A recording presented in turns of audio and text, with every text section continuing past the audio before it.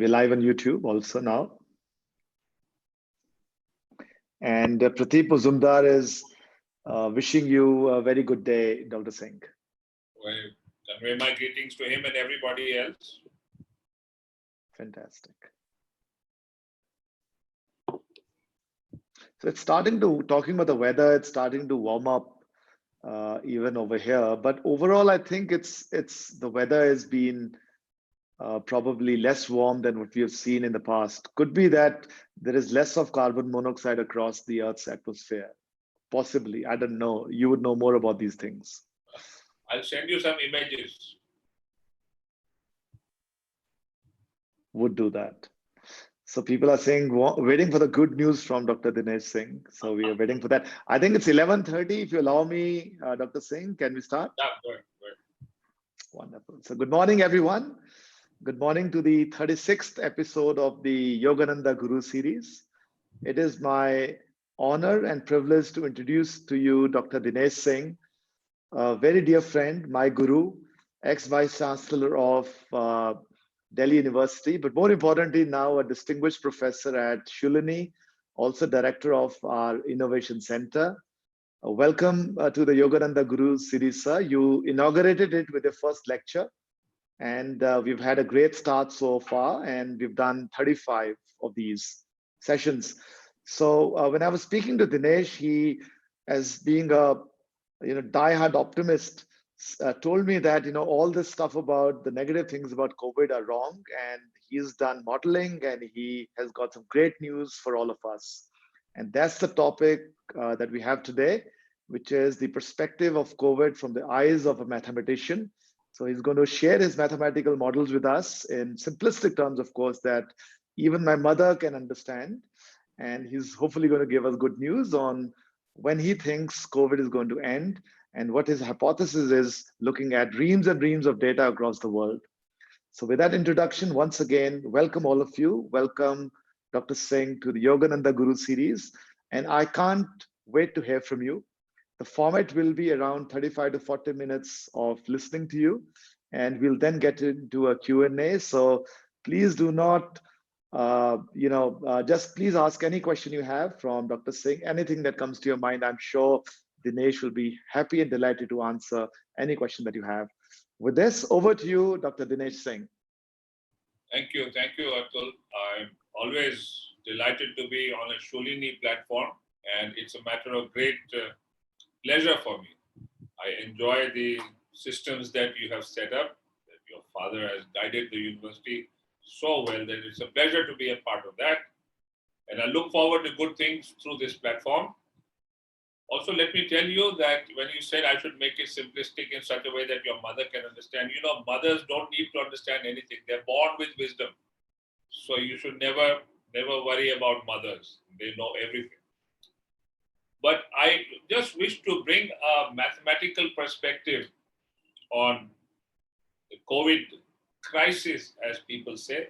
And I don't mean mathematical in that sense of doing some algebra or calculus or anything like that. No, we're not doing that. It's not even mathematical. It's just a question of looking at some numbers and trying to interpret them. I remember when the COVID crisis began to hit India. And the Indian Council of Medical Research conducted a simple experiment. They tested about 15,000 odd people, randomly picked in the city of Delhi. I think it was the city of Delhi. And they tested all of them. And by then, the virus had hit India. It had hit many cities. And they found that there was a very small number of people who had been hit by the virus in this 15,000 sample, chosen randomly across the city. So at that point in time, I remember two things. One, everybody was very worried, very, very worried in Delhi and also other parts of India. But no one had any idea how much the virus had spread. Everyone thought that everyone is going to get it. Now, this is many weeks after it had hit Delhi. And it turned out that the sample was so small of people infected probability at that time of a person getting infected with the virus was 0.04. That's a really small probability, very small probability. Of course, you can say since then the virus is really, ballooned, it's sort of infecting people. I did not check today's figures, but I think we are somewhere near 80,000 or so of infected people. 80,000 people have been infected. Less than 3,000 have died from this virus. More than 80,000 people have died in the US from this virus. So just do a contrast. The population of the United States is 1/4 of India's population. 1/4. Its area is 3 times India's area. So you can see that the population is quite dispersed, except for some of the big cities. It's quite dispersed. Yet 80,000 people have died there. And in India, not even 3,000. And the virus has been in India just a little less than in the US, almost the same amount of time. So can you see that something is happening in India that seems to be protecting us, that we are doing better? The numbers are telling us this. There are all kinds of other numbers that are telling us that things are much better than what people think. I remember when I saw the movie Sholay, there was a dialogue that Gabbar Singh uttered in the movie, and that dialogue is quite impressive. And I think it is right now very relevant when he tells his gang, "Jo dar gaya, so mar gaya." I don't think we should allow this virus to scare us or overwhelm us. It's not even half as deadly, half as virulent as most people think by watching the media. And sometimes I feel that maybe the media focuses too much on some of the things that look very negative. Why do I say that? I just gave you the figures for the US and contrast them with India. India is so much better off. But there are so many other reasons that I will give you.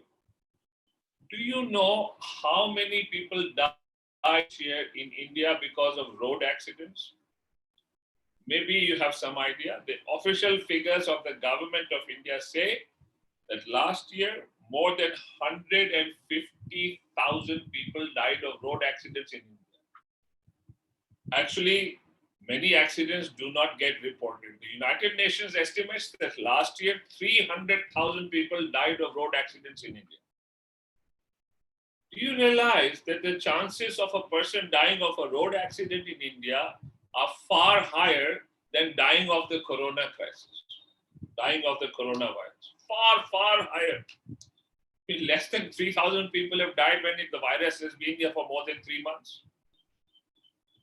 And in a year, 300,000 people apparently died of road accidents, and road accidents can be pretty random. You saw how many migrants have died trying to escape the virus by looking for the safety of their homes, and they got killed in road accidents. And no one seems to be afraid of road accidents. And do you know why? I'm not saying we should be, but why are we not afraid? Because the media is not highlighting. If the media starts highlighting every day, 500 died today, 2,000 died today, we'll start getting worried about road accidents. We'll stop driving, we'll stop going onto the streets. It's just human psychology. So let's not allow this to overwhelm us. But there are also hard scientific reasons why we should not allow this virus to overwhelm us. Do you know what would be the chances if someone came into contact with someone who has the virus? What are the chances of this person being infected? And these are mathematical simple ways of estimating this. In China, where now it is becoming much clearer, the picture, they looked at about 30,000 people in one group. All of them had been exposed to people who had the virus. So these were people who came into contact with people who had the virus, 30,000. Then they looked at another group of about 15,000 or maybe a little less, who had also been exposed to people who had the virus. And they tested each one of them with accurate tests.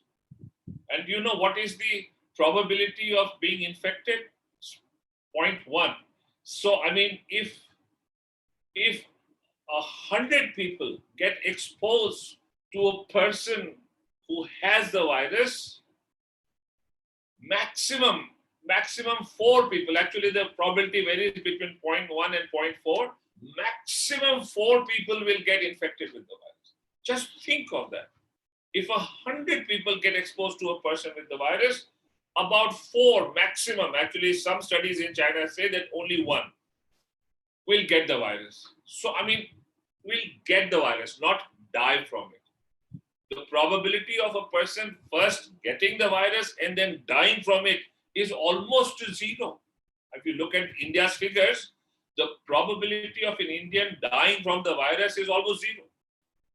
And I don't know why people are letting it overwhelm us. But let me give you some more figures why India should be comparatively better in a mental condition, better mental condition. You know, there are 4 scientists in Houston at the University of Texas Medical Center in Houston. One of them is an Indian. And as luck would have it, in January, Atul and I visited the MD Anderson Cancer Center, which is part of the University of Texas Medical Center. We went there to negotiate collaborative arrangements with Shoolini University. And we met many scientists over there. So four people there, one of whom is an Indian, they did a simple thing. And that's why I worry that in India, we don't do these simple things that can reassure us. You know what they did? They picked up data for 178 countries which are affected by the virus. 178 countries. And what did they find? They found that in all those countries where they have a vigorous compulsory BCG vaccination program, the number of deaths because of the virus is less than other countries which do not have BCG vaccination by a factor of 10. So the number of deaths is 1/10 compared to countries which don't have BCG. So let me just tell you, USA does not have a BCG vaccination program. Compare the deaths between India and USA. In India, 3,000 people have died. In USA, 80,000 people. Our deaths are not even 1/10, they're even less. Because India has had a compulsory BCG vaccination program from the 1970s. My guess is that most people under the age of 50 have had BCG vaccination. This is an anti-tuberculosis vaccination. But like many vaccines, the tuberculosis vaccine seems to protect people. There are now studies underway in many countries which actually reaffirm this correlation and seem to indicate that yes, the BCG vaccine does provide us with a fair amount of protection. There is no scientific proof. This is just database proof. But the evidence is overwhelming. Let me tell you why it is overwhelming. Germany has had the coronavirus and some people have died. It has managed the crisis well. The number of deaths compared to all other European countries is far fewer.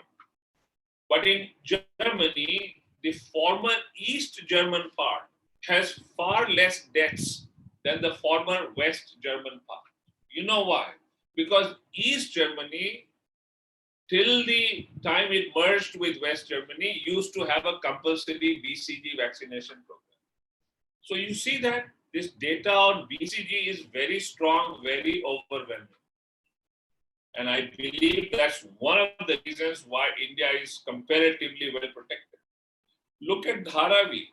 Everybody was protecting, and there were all kinds of strange mathematical models. And I'm sorry to say this, because I'm a mathematician, and it's not nice to see mathematical models go wrong.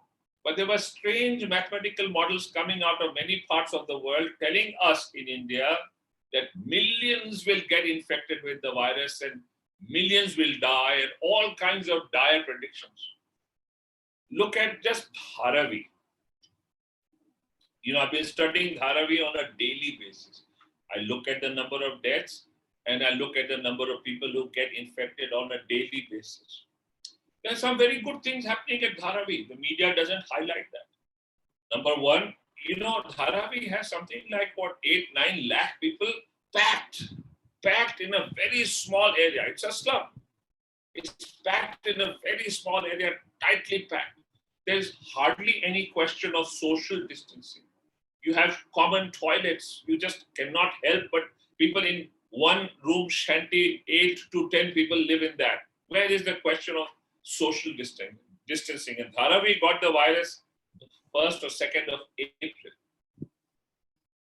And I've been looking at the data for Dharavi. The rate of increase of infections, so every day certain number of people get infected, the rate at which they are getting infected is coming down.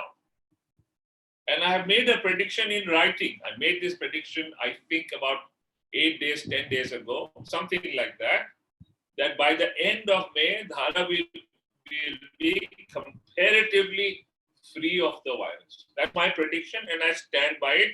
Whatever data I can see every day seems to be giving me the same output. But look at the media. What will the media tell you? Today, 80 people got infected in Dharavi. And by the way, the absolute numbers are also coming down. I mean, last night, I checked the figure for Dharavi, 53 people were infected. Where there are almost 8-9 lakh people, in a single day, only 53 people got infected. This business of the virus infecting everyone doesn't happen. I am not therefore telling you that you should go out into the streets and hug everyone. ऐसी गुस्ताखी न कीजिएगा, ऐसी नासमझी न कीजिएगा. Don't do that. Just be reassured that it is not easy to get infected. There's an outstanding example of that ship, the Diamond Princess. Diamond Princess had something like 3,700 passengers on it. Most of them were elderly. And do you know what happened in the Diamond Princess? When the virus got into the Diamond Princess through some passenger, they were all in a closed environment. There was no room for escape. You were just on the ship. The ship is like one packed area. And how many people died? I think altogether 12 or 17 or something like that. That's all. How many people got infected? 370. That's it. Only 370. The virus did not rampage through the ship, killing everybody, infecting everybody. No, that did not happen. So there is strong evidence to suggest that the virus is not what it is made out to be through media sources. Of course, it is a deadly virus. But the people who die because they say of the virus don't normally die because of the virus. Suppose someone has a weak heart and you make him run up a flight of 100 steps, 100 stairs, and then he gets a heart attack. Will you say the stairs killed him? Or God gave him the heart attack? Or will you say it was his weak heart? You decide. The stairs did nothing. He just messed around with his heart, exerted it too much. So what happens in many, many deaths? These data is coming to us from China, from Italy, from Spain, from France, and now from the US. Many, many deaths have happened not because the virus got into the body, but because those people had other kinds of diseases. They had heart disease, they had high blood pressure, they had bad kidney, they had other complications. And that is what really killed them. The virus by itself, if they had not had these complications, would not have hurt them that badly. So that's the other thing we must realize. So the people who need to protect themselves from the virus are essential. I'm not saying that others should not. Please don't misinterpret this. Everyone should stay away from anyone who has the virus. But take special care of people who are elderly. So I looked at the data for France, Italy, Spain, and I also looked at Portugal. So, I noticed that in all these countries, leave Portugal aside, France, Italy, Spain, the people who were dying and the people who were getting infected, there was interesting data. Many, many young people who were around the age of 30 to 40 were getting infected, far more than older people. That doesn't mean young people are weak or anything. No. Young people were moving around a lot. So their chances of getting infected were higher than older people. But the young people were not dying. Very few died. It was the older people. Essentially, the largest deaths occurred in people who were around the age of 80 or above 80, certainly above 70. That's where the deaths were concentrated. And the main reason was not just they were old. No, that doesn't happen. I know a 103-year-old woman in Europe who recovered from the virus. So just because you're old doesn't mean you're going to die. It's because they had other complications in their bodies. So let me repeat. Even when the virus affects younger people more than older people, it's the older people who die more than younger people. But even in the older people, the really old die when they have other complications. Now, here's the good news for India. You know, in India, our population is really young, very, very young. You just look up the percentages. About 70% of our population is below the age of 50. Maybe even more. I cannot remember the exact figures. This is a good exercise for people here to just check this out. So in April, 1st of April, I had predicted that the number of deaths in India will be very low. I had looked at the population distribution. I know that we have lots of old people in absolute numbers also, but I also know that in India, we have a tradition of caring for the old people. I know that India will not allow generally old people to get exposed easily. The other thing, as I told you, is the BCG vaccination. And I mentioned Portugal. Portugal is next door to France, Italy, Spain. Portugal also got the virus. But the number of people who died in Portugal is very, very small. Why? Because Portugal also has a BCG vaccination program. So there you go. This data keeps coming back to us to tell us that this is how it goes. There's something interesting I also want to tell you connected with data and the virus. There's an outstanding Israeli scientist. He's the chairman of the Israeli Space Research Organization. His name is Isaac Ben Israel. Ben Israel, he just took the data for every country that has the virus. And he studied it nicely. He drew graphs, he looked at the numbers. And he came to a very interesting conclusion, which I checked. I looked at his figures, I looked at his graphs. His figures are all correct. Essentially, he found, this is not a mathematical law like the law of gravitation, which is precise. No, but essentially, wherever the virus strikes, in about 70 days, 70 days, the virus begins to lose steam. So believe me, the virus will lose steam even in Maharashtra. And my prediction for Maharashtra, which I made 8 or 10 days ago, is that the virus will probably start losing strength by the 10th of June in Maharashtra. Even for India, the figure will look like that. I'm pretty certain that India will also begin to get a grip on the virus around that time. Because Isaac Ben Israel's figures are for all countries and they seem to bear this out. So that's another reason to be a little less worried about the virus. There are some other things I want you to understand. You know, some of the best minds in the world are right now, as you and I are interacting today, at this point in time, they are working to develop vaccines and therapies to handle the virus. Some of the finest minds all across the world. In the United States, you have private companies, government organizations, and they have a huge scientific pool. Other countries also. And lots of good news is coming out. Amongst the vaccines that I have been looking at, to my mind, the most promising vaccine is going to come out of Oxford. Oxford University is right now working round the clock to develop a vaccine that will be out in the market if everything works out. And so far things are working out according to plan. It will be out in the market in September. Even India will have that vaccine with us. Why? Because there is a company in India called the Serum Institute in Pune that has entered into an agreement with Oxford University, and the Serum Institute, this company, is producing the vaccine in parallel as the work proceeds in Oxford. So the ideas, the scientific work from Oxford is being passed on to the company in Pune and some other companies across the world, and all of them are producing this vaccine in parallel. So they are all producing this India will also have the vaccine by September. There are other kinds of places which are making good vaccines.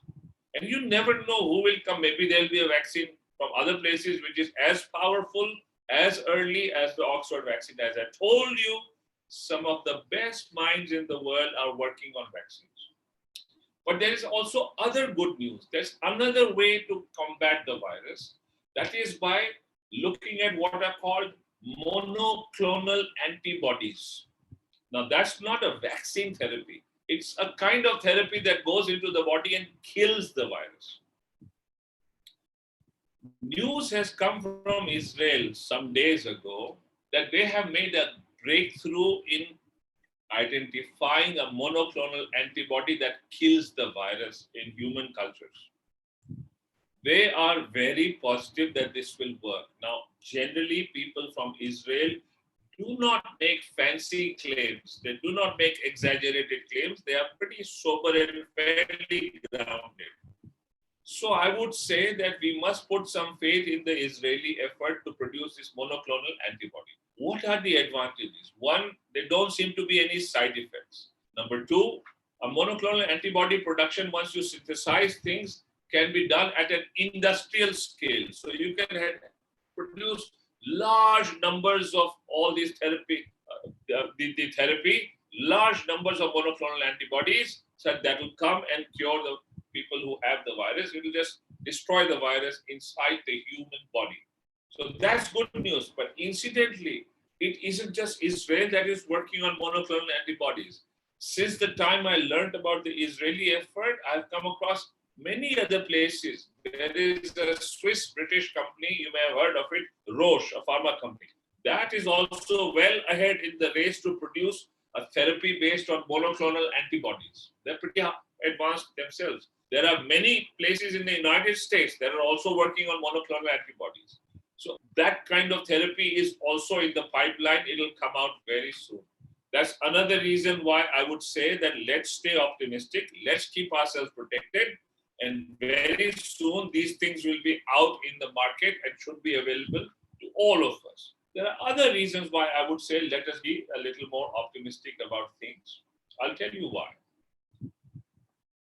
You know, in the world map of diseases, some people observed about a little more than a month ago that those countries that have a fair amount of malaria infestation, they don't seem to be badly affected by the corona crisis. It's a global situation. Wherever there seems to be a fair amount of malaria, there the coronavirus is not so strong. And India is one of those countries where there is a fair amount of malaria. No one knows what is the reason. I don't know. Maybe it is the hydroxychloroquine drug. I don't know. I have no idea. But there is a statistical correlation. Now, a friend of mine, a colleague, did something even more interesting. He looked at the data for India. And he found, and this is according to ancient Ayurvedic texts that describe in India two kinds of geographical regions. Anu,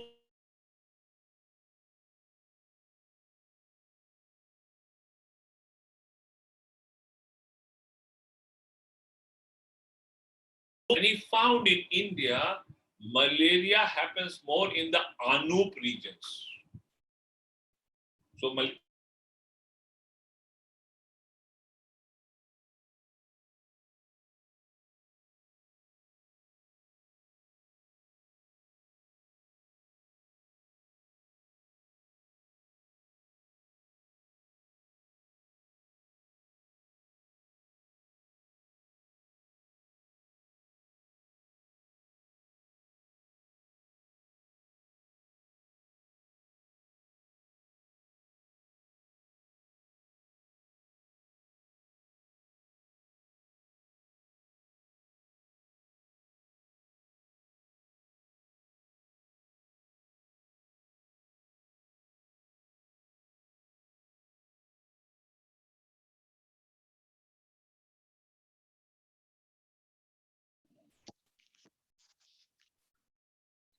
Hi, I think we're having a technology problem. Give me half a second. Let me try to get hold of Dr. Dinesh Singh and get him back online. Please bear with us for 30 seconds.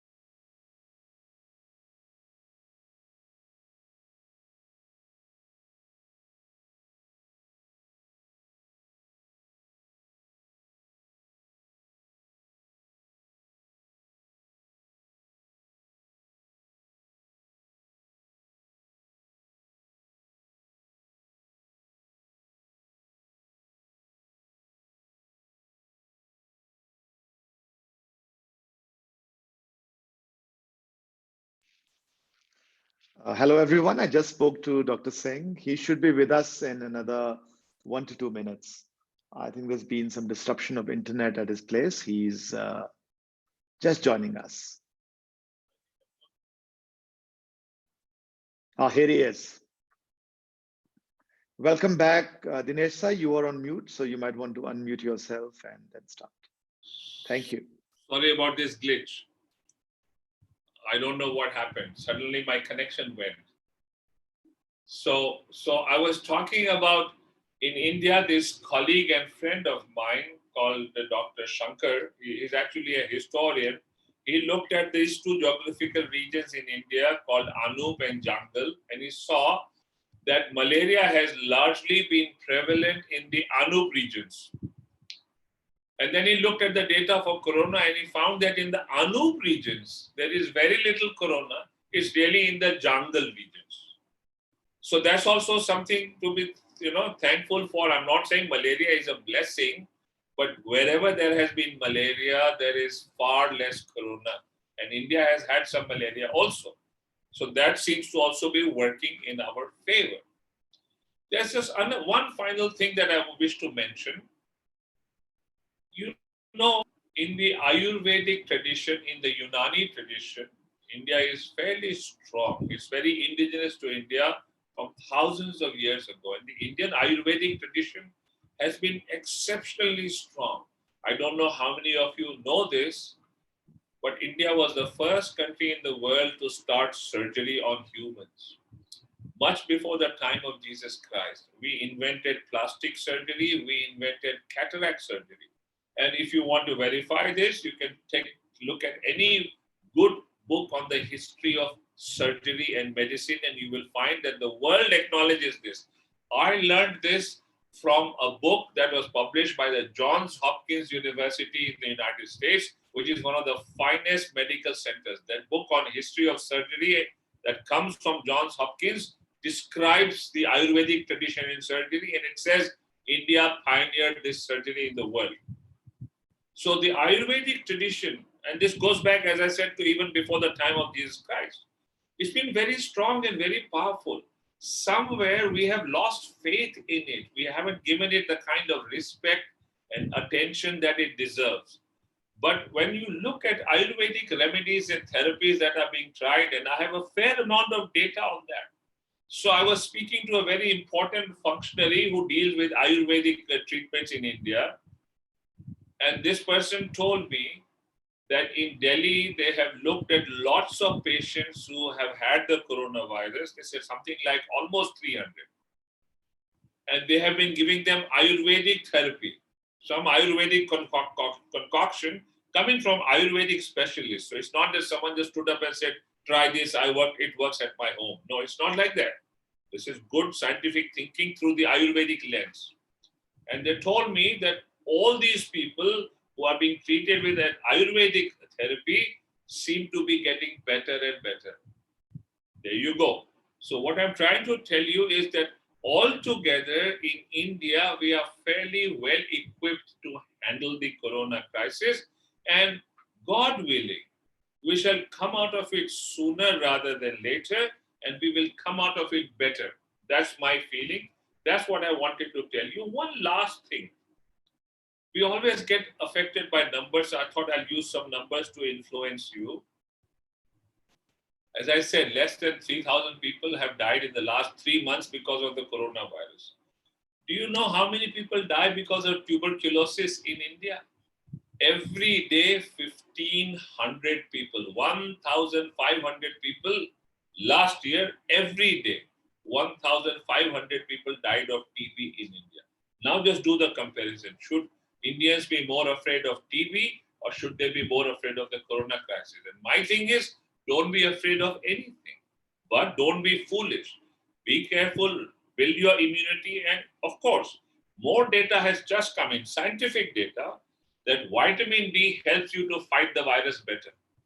So my suggestion is all of us in the early morning, when the sun is just rising, because then there will be no sunburn, we should expose our bodies a little bit, maybe 20 minutes, but don't do it in the middle of the day. You'll get sunburn. Do it early morning, and you'll get some good amount of vitamin D into your system, and that will also build your immunity. So all in all, stay happy, stay protected, stay safe, stay wise. Don't allow anyone to overwhelm you. Be careful, wear masks, don't needlessly contact people, keep a distance, you will be safe. Thank you. I'm really smiling, Dinesh, sir, because we all needed this very positive thought. We wish that all your predictions come true. A few questions coming in. If you allow me, let's sort of get into them.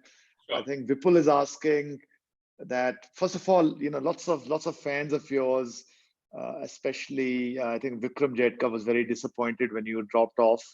So thank you, Vikram, for some very positive thoughts. But I'll add a few questions over here. So Vipin Pabi is actually asking, he's saying, how much did the prolonged lockdown in India help in containing the virus? What if that had not happened? So, I said Ben Israel's figures for all these countries that he has studied show that whether you have a lockdown or you don't have a lockdown, whether you practice social distancing or don't practice social distancing, the time the virus takes to run through a country is roughly 70 days. Look, this is not a law. It's just a statistical analysis. But he says that those countries that practice a lockdown have far fewer infections. So it helps. There is no data in any country to tell you how many people have been infected because we had a lockdown, so they were saved, and how many would have been infected if there had been no lockdown. This is very difficult to estimate. But lockdowns certainly reduce the rate of infection. That's simple. So Colonel TPS Gill has got an observation. He's saying that the lockdown has helped reduce the deaths from road accidents. Thousands have been saved. So he's putting a positive spin to Corona, of course. Ritesh Verma is asking us, he's saying, sir, how much time will it take to do the test of the whole population of India with the current rate of tests per day? Or is it even required? No, I don't think it is required. What we have to do is we have to test in a wise, organized manner. There is a subject in mathematics called random sampling. So suppose I have a population of say 100 people and I want to learn something about them. I don't have to necessarily check all 100. I can devise a random sample of say 5, maximum 10 people and check on them, and from there make a deduction for the whole population. It's a whole theory of probability, elementary probability. That's what we need to do. Those areas which seem to be quite badly affected, we should have wise ways of randomly sampling populations, and that will give us an idea for a larger population. That is my one disappointment with Dharavi. We had a very good chance. As far as I know, We have done none of these random sampling experiments at Dharavi, and I'm disappointed with that. We should have done some of that. It would have given us an idea of how much of the population really gets infected, how many of them stay asymptomatic, and how many will die. Dharavi would have been a very good lab. So Dr. Rikesh Shukla, who's a statistician, is asking, and you'll know this more than I do, is he's saying that prior and posterior information should be used for estimating, but in case of corona, there is no prior information. Then how are you estimating what you are mentioning? Well, I don't know about prior and posterior, Dr. Ritesh, did you say? Dr. Rakesh Shukla. Dr. Rakesh, yeah, sure. Sure. I'll tell you something. I have a slogan in my room that tells me, keep things simple, stupid. That means it's telling me, the stupid person, always keep things simple and you'll get very good ideas. Just look at simple data and you'll get very good ideas of what's really happening around you. Isaac Ben Israel didn't look at any prior or posterior information. Go look up his paper, you'll get a very good idea and you'll enjoy it, you'll like it because you're a specialist. I'm so glad you're using the word kiss over here, keep it simple, stupid, because I use this all the time. And this is a pure coincidence, Dinesh, sir, because I don't think we've spoken about this in the past. So I feel very proud that we have similar thoughts. We have Lata Negi asking you, saying, sir, are you being optimistic or realistically optimistic about coronavirus? And what is your realistic view about corona? Well, I mean, I'm being realistic. This is based on data. I mean, I'm not trying to be a psychological counselor over here. Look at Isaac Ben Israel's paper, you'll get a good idea. Also, look at all the work that is being done on monoclonal antibodies. Look at what the Israelis are doing. That will also make you optimistic. But look at the hard data. It's been what? When did the virus hit India? Early February, I think. You know, the cases really began to rise only end of April, early May, but it hit us in early February, and the real thing got going for the last, 3, 4, 5 weeks. Yet there are less than 3,000 deaths. Just think about that. Even one death is bad, I'm telling you. But I mean, just think, God has been kind to us.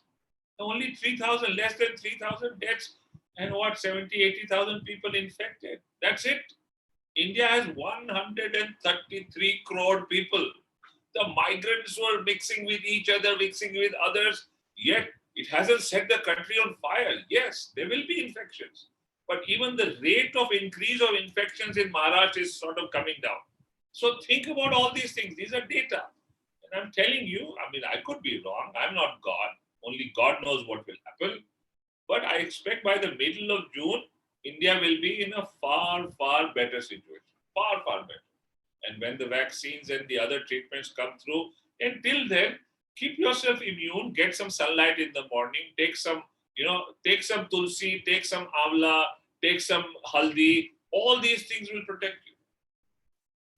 So one thing we need from you, Dinesh is a big, big, big believer in Ayurveda, and he's got some magical Ayurvedic portions which he has promised he's going to send over, and I'll share it with the faculty. There's no harm in taking them. So we'll get them from you, Dinesh sir.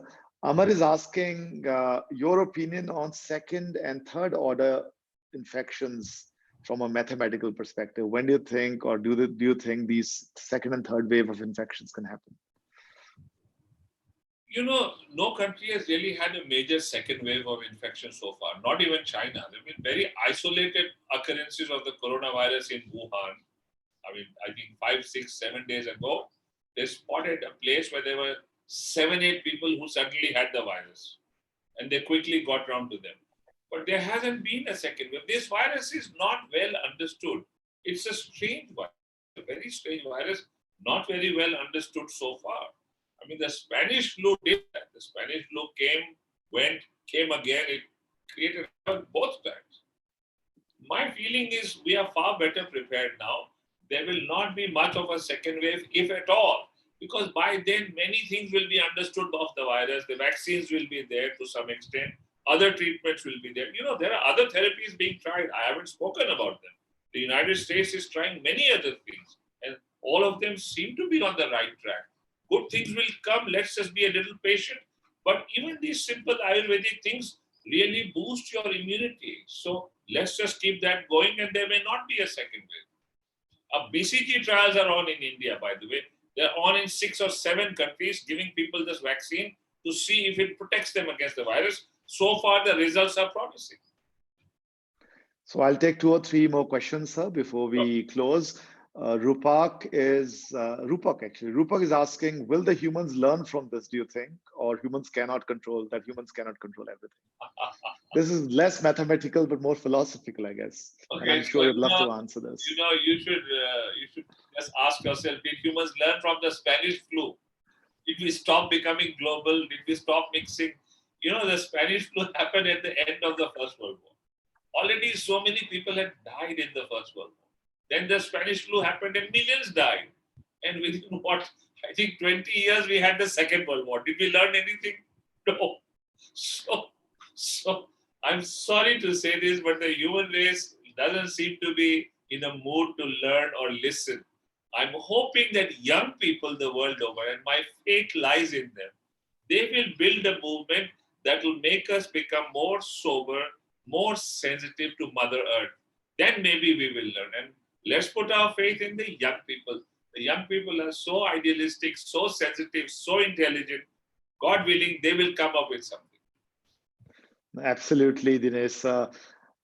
You're so true. I mean, talking about the Spanish epidemic, I had never heard that any such epidemic actually even happened till Corona happened. Then we started talking about it. So I think we'd all forgotten about it, and hopefully we'll forget about COVID too very soon. Anonymous attendee is asking a different question. I think it's an interesting question, and I know your answer for this, but let me still pose the question to you. He's saying, as an academician, what are your suggestions on how do we conduct the final end semester examinations during the pandemic? Oh, that's a good question. It's not related to my theme here, but let me tell you something. When I was a first-year undergraduate student at Delhi University, I was studying at St. Stephen's College. And, for the first time in the history of St. Stephen's College, the students went on a strike for 1 week. It had never happened before. It has never happened after. I didn't cause the strike. I was a fresher. Then very soon after that, the teachers of Delhi University, not just my college, they went on a strike. They were on a strike for more than 7 days, I think about 10 days. This was July, August. And then suddenly in September, there was a major student disturbance. Major. And the university was shut and it did not reopen till January. So we lost almost 3.5 to 4 months of teaching that year. Nothing happened. We didn't lose anything. We have to look at things in a slightly wider, longer term perspective. If your exams get held 3 months from now, nothing is going to happen. No one is going to lose anything. All universities abroad are also deferring admissions. All universities in India are deferring admissions. Where is the problem? Companies are not hiring, and those who have to hire will hire whether you pass an exam or don't pass. Government agencies are not hiring. So where will you lose something if your exams are deferred by 1, 2, 3 months? So let's look at it in that perspective. I don't know why एक हिंदी का शब्द है हाय तौबा. हम लोग हाय तौबा बहुत मचाने लगते हैं. I'm not saying the questioner is doing that, but generally हाय तौबा एग्जाम नहीं हुआ, let's do an exam. हम एग्जाम में बहुत बिलीव करते हैं. And we love torturing our students. थोड़ा हम ठहर जाएं, जल्दीबाजी न करें, सब सेटल हो जाएगा. मेरा अंदाज है कि अगस्त सितंबर तक एग्जाम्स आसानी से हो जाएंगे. अमेरिका वाले भी एडमिशंस में डिफर कर रहे हैं, ब्रिटेन वाले भी कर रहे हैं, सब कंट्रीज अफेक्टेड हैं. तो अकेले हम नहीं हैं, कुछ बिगड़ेगा नहीं, जल्दीबाजी ना करें. Yeah, or the good news is we have technology in our favor. I think, in fact, मैंने बहुत times दिनेश सर के साथ बताया. I've spent a lot of time talking to him, and his opinion is, why should we have exams? So he's quite revolutionary in those thoughts. But today is not the topic for that. I think we'll get into that discussion another day. But a wonderful set of discussions today, Dinesh. I'm very tempted right now to do a rapid fire on you. Am I allowed? Yeah, sure, go ahead. Your favorite color? I think it's blue. Wow. Love marriage or arranged marriage? Well, it's somewhere in between. So our mothers, my mother and my wife's mother, were good friends, and they had decided that Nilanda and I, have to marry. I fell in love with Nilanda when I met her. Wonderful, wonderful. Your favorite cuisine? Well, I'm basically an Indian at heart. Anything Indian I like. I like dosas. I like parathas. I like aloo tomato ki sabzi, and I love anything that comes out of milk. You really believe in Indianness and Indian knowledge and everything Indian. When did this transition happen? I mean, you've been to the UK and you've studied over there, but when did you really become core Indian at heart? I guess to a large extent, it was always there. You know, we have India in our genes. It's in our DNA. हम यहाँ पैदा हुए हैं, इस मिट्टी से उत्पन्न हुए हैं, वो हमारे अंदर समाई है, whether we like it or not. और मैंने देखा है वो लोग जो बहुत कम उम्र में विदेश में बस गए, जब थोड़ा सा उनके दिल को टटोल दो तो उनकी भारतीयता बाहर आ जाती है. तो वो हमारे अंदर समाया है. आप उसको भुला नहीं सकते, आप उसको त्याग नहीं सकते, आप छोड़ नहीं सकते. मेरे साथ थोड़े और एडवांटेजेस थे कि my parents, even though my father had studied abroad, he had worked abroad, but he was an Indian to the core. तो हमारे घर में कल्चर्स, हर कंट्री के ट्रेडिशंस फ्लो करते थे. इंडिया का बड़ा स्ट्रॉन्ग एंकर था. मुझे बार बार गांधी जी की बात याद आती है कि let the doors and windows of my house be open, let the winds of every culture sweep through my home, but I will not be blown off my feet by any of them. कुछ हमारे घर में ऐसा ही रहा. बड़ी कम उम्र में मैंने महाभारत पढ़ी राजा जी की. I would urge everyone, not for religious reasons, उसमें धर्म की कोई बात नहीं है, बच्चों के लिए उन्होंने लिखा था. I was in the 6th grade and I read it in Hindi. उससे दो फायदे हुए. मेरी हिंदी मजबूत हो गई और महाभारत के माध्यम से मेरे अंदर भारत समाने लगा. मैंने रामायण भी पढ़ी. फिर मैं कहता हूँ धर्म के दृष्टिकोण से नहीं, उसको पढ़ने और हिंदी में पढ़ा दोनों, फिर अंग्रेजी में पढ़ा, उससे मेरी अंग्रेजी भी अच्छी हो गई. तो ये सारी चीजें भारतीयता अंदर समाती है. आयुर्वेद भी हमारे घर में उसका बहुत जिक्र होता था. हमारे परिवार में पीढ़ियों से आयुर्वेदिक फिजिशियंस अटैच्ड रहते थे, बहुत अच्छे फिजिशियंस थे, तो उनकी बातें हम सुनते आ रहे थे. तो all these things make a difference to us. So your favorite movie? Hindi movies में मेरी फेवरेट है सत्यकाम. और ऋषिकेश मुखर्जी ने बनाई है. और Satyakam is my favourite character from the Upanishad also. Satyakam Jabala और ऋषिकेश मुखर्जी ने बनाई है. I recommend it to everyone, particularly to the young. Satyakam. Fantastic. One last cheeky question. Your favorite university? Atul, I enjoy being in your university. I think it has a great future. मैं Delhi university में पढ़ा हूँ, मुझे ये भी प्रिय है. और भी यूनिवर्सिटी से जुड़ा हूँ. I am professor at Houston for the last 20 years. वहाँ भी अच्छा है. मैं पूरी दुनिया को यूनिवर्सिटी मानता हूँ. और मैं कोई बड़ा आदमी नहीं हूँ. Just a trivial non entity. You meet my wife, you know everything about me कि where do I stand really. But all I'm trying to tell you is, मुझे अब इस उम्र में ये पूरी दुनिया ही एक यूनिवर्सिटी की तरह दिखती है. बहुत कुछ सीखने को मिलता है, बहुत कुछ भला होता है अंदर by just connecting with the world. बहुत बड़ी चीज है. इस वर्ल्ड से कनेक्ट होते हैं ना, तो अंदर अपने आप से कनेक्ट हो जाते. So lovely. I think you should also have been a diplomat. You answered it so well. Right? No, we really love this, Dinesh sir, and I try to bring in a little bit of conversation. I hope you didn't mind. No, It not was at so all. lovely talking to you. We're also very thankful for people on the show. Dr. Dinesh Singh is now formally a distinguished professor at Shoolini. We are so honored and so excited about this, sir. It'll be so lovely for you to mentor some of our students, our faculty, and for some of the faculty out here. He will very soon request 5 to 7 faculty or even 10 of you to volunteer towards being mentored by Dr. Singh. So whoever's interested, reach out to me. I'll be delighted to forward those names to Dinesh sir, and it'll be an honor to sort of move in the right direction and learn from him. So I think with this, A lot of people are also welcoming you to the university, to Shoolini. Thank you very much, all of you. I think it's time for us to close the day.